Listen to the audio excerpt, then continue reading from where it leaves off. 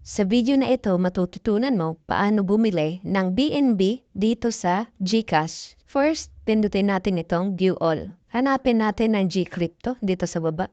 Pindutin lang ang Do It Later. Ang unang gagawin natin ay mag-top up muna tayo. Maglagay tayo ng amount na itatop up natin, 350 pesos. At pindutin ang Continue. Pindutin lang ang Pay button. Makikita natin successfully sent to PDAX.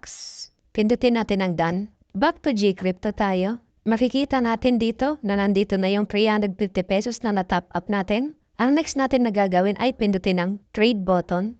Search natin dito ang BNB. Tap natin itong BNB. Pindutin natin itong Buy button. Meron tayong available na 350 pesos. Type natin.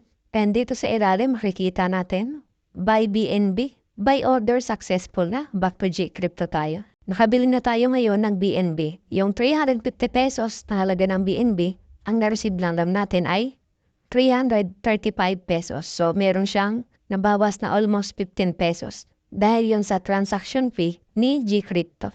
The next na gagawin natin, yung BNB na nabili natin dito sa GCrypto, dadali natin sa Trust Wallet. So, punta tayo ngayon ng Trust Wallet. Punta tayo dito sa BNB. Makikita natin dito na ang available lang dito ay 11.26 pesos lang.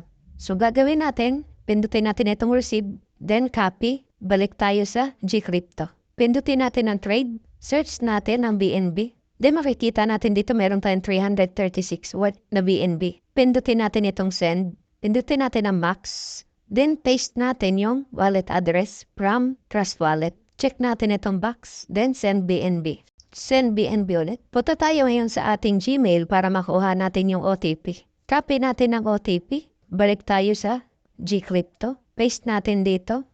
Then submit. We are processing your send request.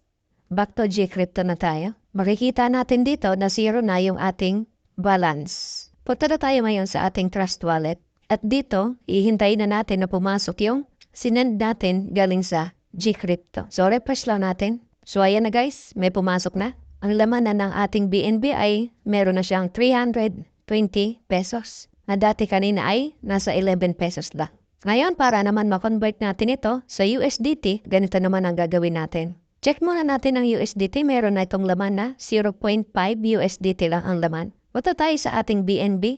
Meron siyang available na worth 320 pesos. Pindutin natin itong swap, then swap ulit. Ang kailangan natin dito ay 5 USDT para makapag-register tayo sa Generous Profit System. I-type natin ang 0.009.